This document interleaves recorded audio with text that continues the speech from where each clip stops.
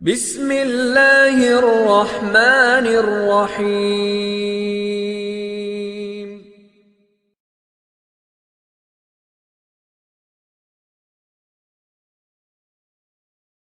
ایک کافر کی پکار۔ اے محمد صلی اللہ علیہ وآلہ وسلم، اب تجھے کون بچائے گا؟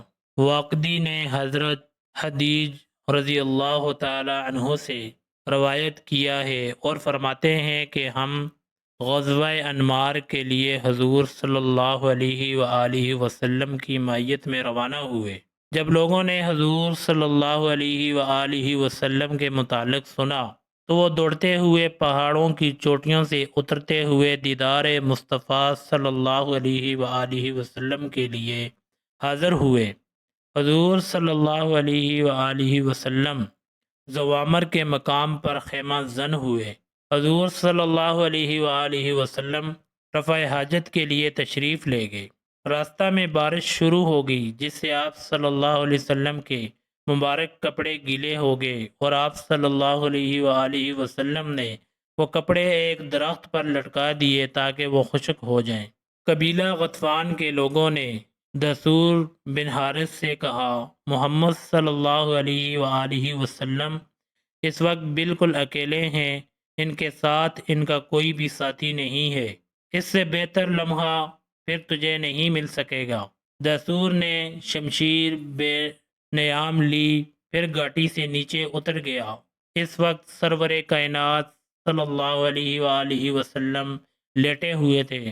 آپ صلی اللہ علیہ وآلہ وسلم اپنے کپڑوں کے خشک ہونے کا انتظار فرما رہے تھے۔ آپ صلی اللہ علیہ وآلہ وسلم نے دیکھا کہ دثور آپ صلی اللہ علیہ وسلم کے سر پر کھڑا تھا، وہ اپنی تلوار لہرا رہا تھا۔ اس نے کہا، اے محمد صلی اللہ علیہ وآلہ وسلم، آج آپ کو مجھ سے کون بچائے گا؟ حضور صلی اللہ علیہ وآلہ وسلم نے فرمایا، اللہ۔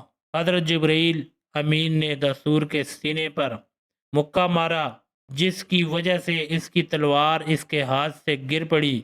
حضور صلی اللہ علیہ وآلہ وسلم نے اس کی تلوار تھامی اور اس کے سر پر کھڑے ہو کر کہا، اب تجھے مجھ سے کون بچائے گا؟ دثور نے کہا، کوئی نہیں۔ حضور صلی اللہ علیہ وآلہ وسلم نے فرمایا، اٹھو اور اپنا کام کرو۔ دوسری روایت یہ ہے کہ وہ چاہتا تھا کہ وار کرے، مگر اللہ کے محبوب صلی اللہ علیہ وآلہ وسلم بیدار ہو گئے۔ جب اس نے آپ صلی اللہ علیہ وآلہ وسلم کو بیدار دیکھا تو کہنے لگا، اے محمد، آپ کو اب کون میرے ہاتھوں سے بچائے گا؟ نبی صلی اللہ علیہ وآلہ وسلم نے ارشاد فرمایا، میرا اللہ۔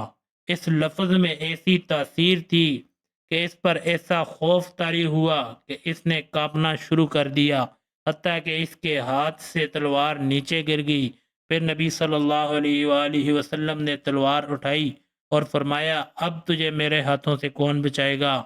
یہ سن کر وہ آپ صلی اللہ علیہ وآلہ وسلم کی خوشامد کرنے لگا کہ آپ تو قریشی خاندان میں سے ہیں، بڑے اچھے اخلاق والے ہیں، دشمنوں کو معاف کر